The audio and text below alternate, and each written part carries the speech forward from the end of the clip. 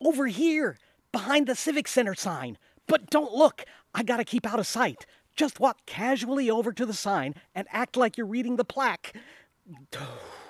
This thing is so big, it's incredible! It all started last night when I was debugging this weird interference on my phone.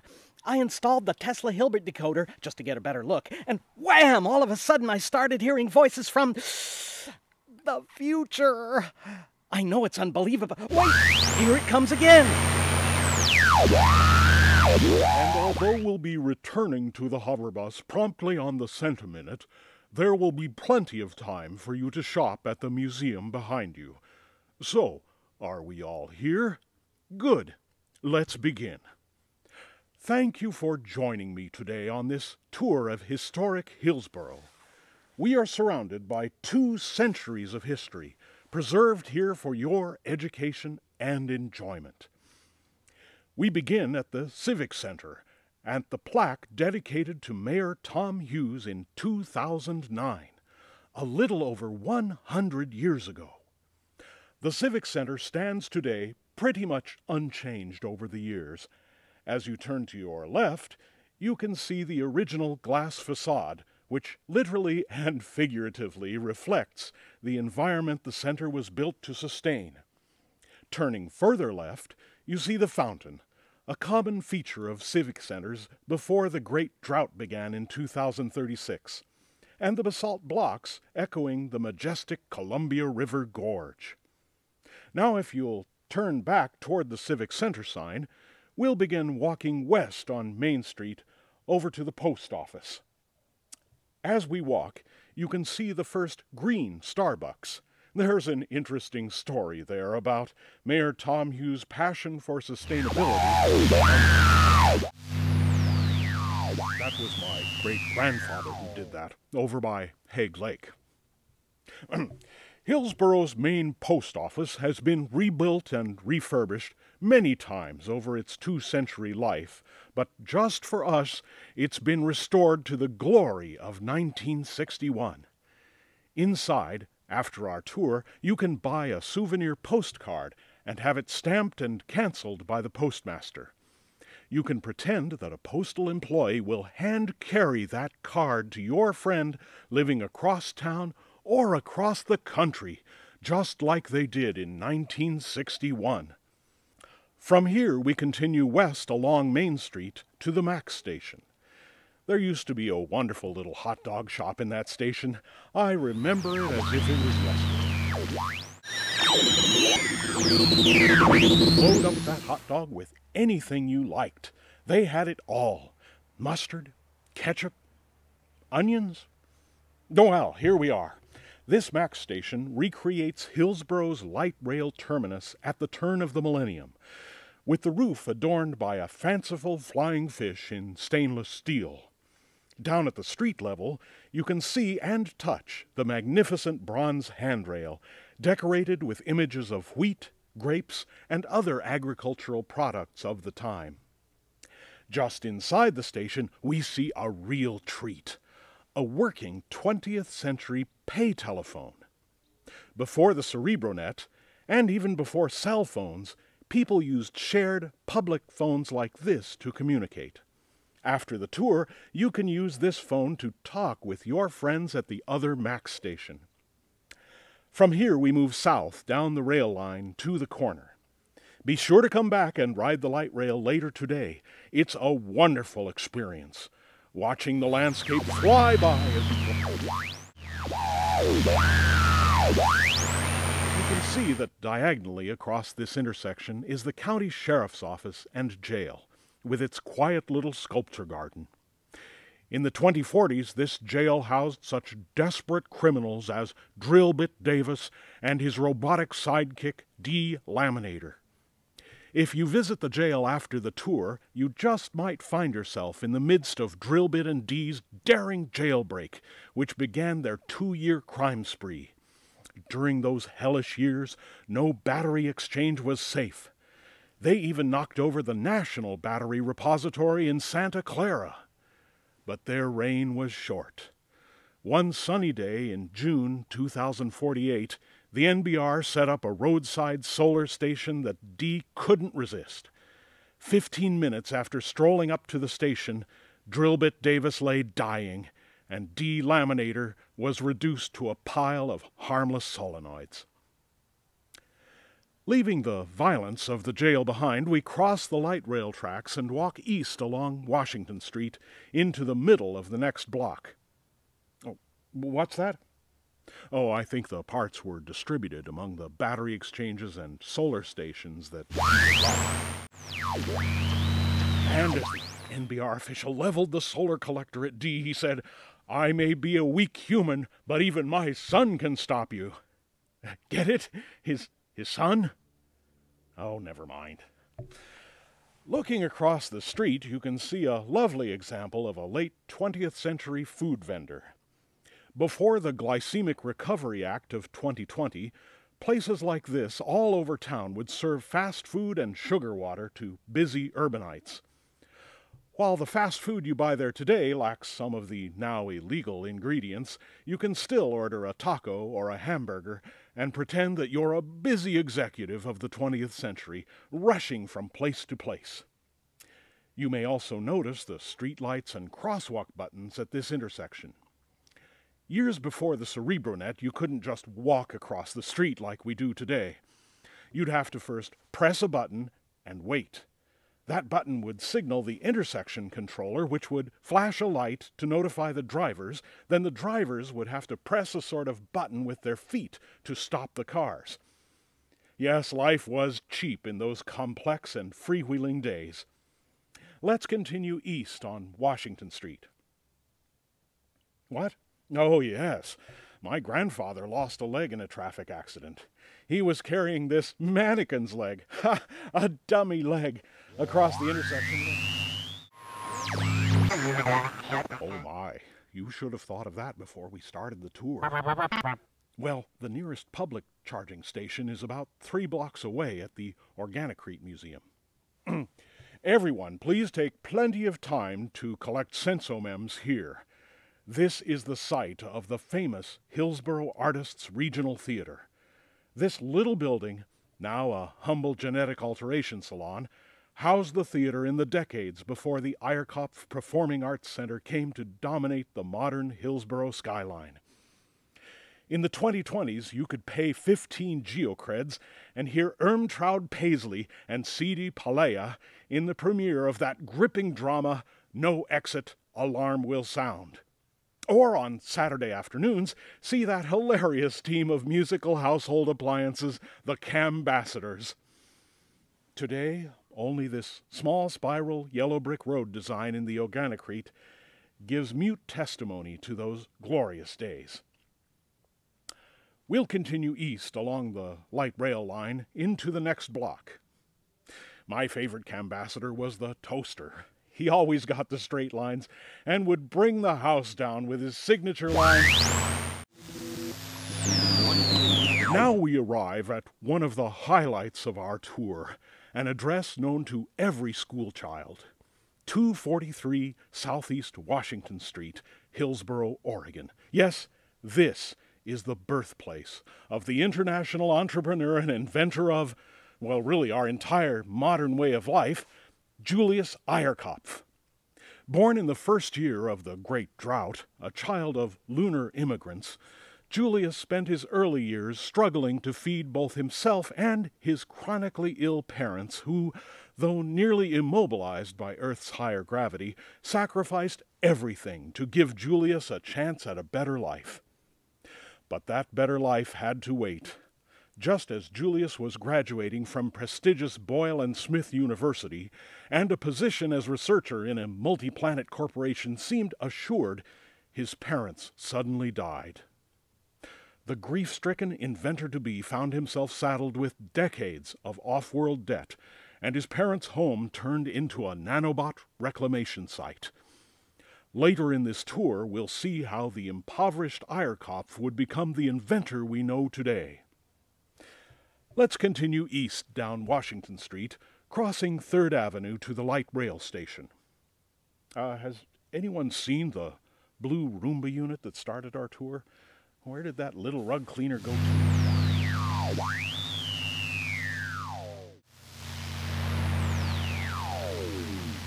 I'm sure he'll turn up. He can't have gone far on such a low battery. Before us stands the exquisite 22nd century commemorative clock, unveiled January 1st, 2100, by the Ire Cops Cultural Trust. This clock stands on the exact location of an antique clock installed way back in 1998, which now rings the centiminutes at the Museum of Organicrete a few blocks away. As you can see, the upper story of this astronomical clock represents the celestial sphere, seen from this very spot, containing the stars, sun, moon, planets, and orbit stations, all in their correct positions. In the lower story, bronze statues of Tesla, Edison, Einstein, and Ire Cops wave to bystanders and point out their various inventions and discoveries. Just beyond the clock is the eastern terminus of the recreated light rail system. If you'll follow me, we'll now walk north along 3rd Avenue toward the old Argus building. I know that Roomba was with us at the Ire Cops house. He couldn't have gone all the way to the central battery exchange. Then again, why didn't they just spend another geocred and put a CerebroNet transceiver in? I mean, what good is a vacuum cleaner without a CerebroNet? The Hillsboro Argus has been in continuous operation for over 200 years, delivering the news to Washington County residents in print, through displays on the Internet, and directly via CerebroNet. After the tour, you can drop into the newsroom and typeset your own story, just like they did in the 1870s. If you look closely, you can see the mail slot to the right of the front door, which doubled as a pet door in the early 1900s. Every night before the evening edition went out, the typesetter's ferret, named Leadfoot, would pop out of this mail slot, run down the block to the sandwich shop, bring back a pastrami and pickle, and push it through the slot for the busy typesetter within. When faithful Leadfoot died in 1915, the Argus ran his funeral as a front-page story. Let's continue up 3rd Avenue to the end of the block. As we do, you can just make out on the horizon the distinct shape of the Ire Cops Performing Arts Center. I'm so glad you were able to recharge at the Argus Battery Exchange, but please don't leave the tour again. We don't want any lost appliances now, do we? From this corner, we have an excellent view of the Hillsboro OddFellows building. It houses an organization that traces its American roots back almost 300 years to the Washington, D.C. Lodge No. 1, founded in 1819. Hillsboro's chapter was instituted not much later, in 1874. From here, we'll cross over to the OddFellows building, then walk westward down Main Street toward the theater. As we walk down the block, be sure to peek in each window of these beautifully restored 20th century buildings. But my favorite is still the classic version 27 with the mushrooms that ran right up and hit you in the... Oh, well, I expect you recognize this building, the Julius Movie Theater, earlier known as the Venetian, the Town, and again the Venetian. This is the historic spot where Julius Irec conceived of Organicrete. On a cold winter evening in 2056, the young Irec was sitting in the balcony enjoying a showing of the vintage film The Rocky Horror Picture Show. As he watched the many streams of toilet paper suddenly flash in the projected light before him, he envisioned the chemical composition of what was to become Organicrete, the stone-like material that can be formed in any kitchen out of common household items. Leaping up, he yelled, "Great Scott!" and dashed out of the building, down the street to his workshop. Before the night was over, the world had changed. Let's continue down Main Street to see where Irec turned his abstract vision into a concrete reality. You see,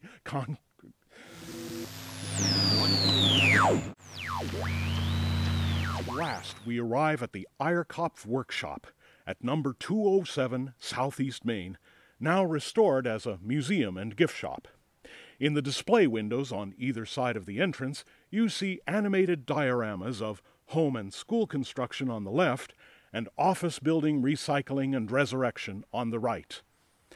After the tour, be sure to visit the World of Organicrete inside and see the young Julius Irec feverishly mixing yeast and gravel with the help of his robotic assistant, Flash Redial. And of course, bring home a souvenir block of Organicrete cut from this workshop floor. Now we'll turn right at the corner and proceed north up 2nd Avenue. Yes? Yes, there are persistent rumors that the upstairs of the building is haunted by the ghost of Flash Redial, who was tragically swept out of the second-story window. Say that on moonlit nights you can still hear the agonizing clicking of Flash Redial's stepper motors beneath the Organicrete walkway. Back when Ire Cop was developing Organicrete, this building was a parking lot behind his workshop. Now it's the delightful Candycrete store, selling 152 varieties of this delicious byproduct of Organicrete production. Take a moment to pick out a free sample served up by Ire Cop's faithful robo-puppy Sparky.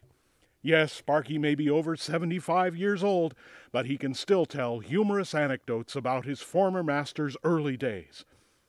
Once you've chosen your candy, we'll continue north and cross Lincoln Street to the old library.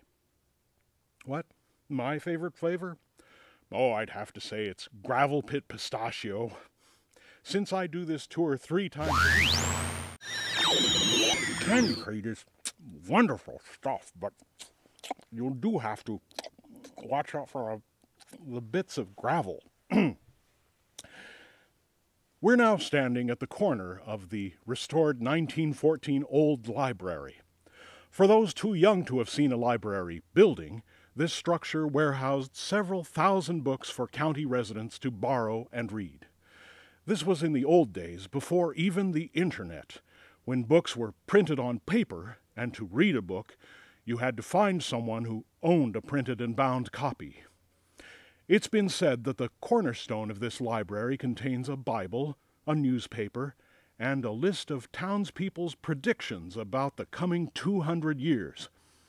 We'll have the opportunity soon to see how spot on they were when the stone is officially opened in 2114. Now we'll cross the street twice to the northeast corner of the courthouse square. By an old woman who lived to be 130, scared the Julius out of all us school kids. But I digress.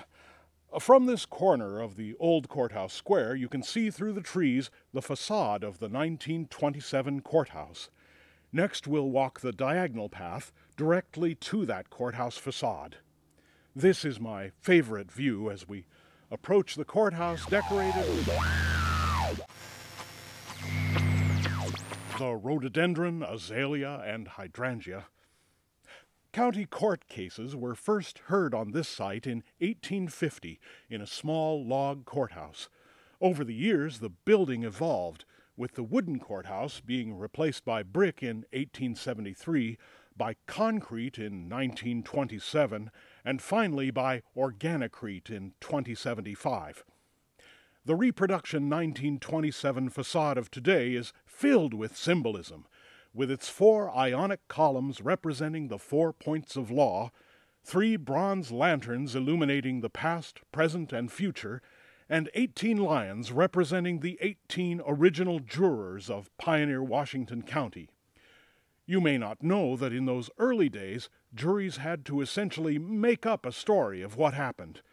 Thank goodness that through Sensomems and the CerebroNet, the defendant's mind and memory is now an open book.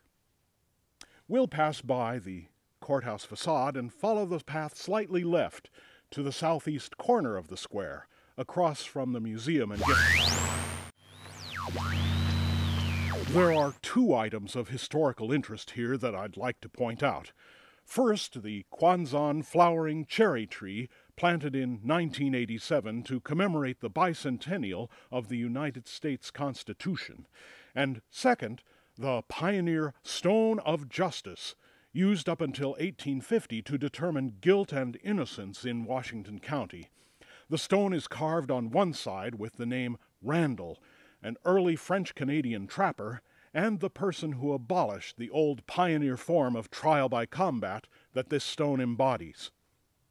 Local legend has it that in the early days of the Oregon Territory, the defendant and plaintiff would each stand in the center of the courthouse square and throw this stone with all their might away from the building.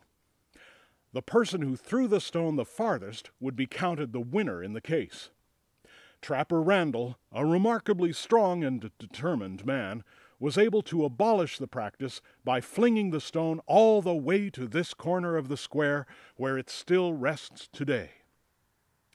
Next we turn to the right and move westward down Main Street to the Giant Sequoias. No, please keep your geocreds until the end of the tour, just ahead by the trees. Now we come to the end of our tour. The 6 giant sequoias planted in 1880 by pioneer nurseryman John Porter. These sequoias, now over 200 years old, came to Oregon as seed cones from the Sierra Nevada mountains. Porter planted them here to eventually form a majestic entrance to the county courthouse. John Porter is an example of the indomitable pioneering spirit that builds an enduring posterity that he himself will not live to see. Porter, Hughes, Ire Cops, and countless others have invested their time, energy, and wealth to create the Hillsboro of today, to be enjoyed by the citizens of tomorrow. Thank you. Remember to visit the museum and gift shop before you leave, and be back on the hover bus well before the Centiminute. What? Oh, I'd be happy to sign your postcard. Best wishes, Casper Westfield, Washington County Semi-Historical Association.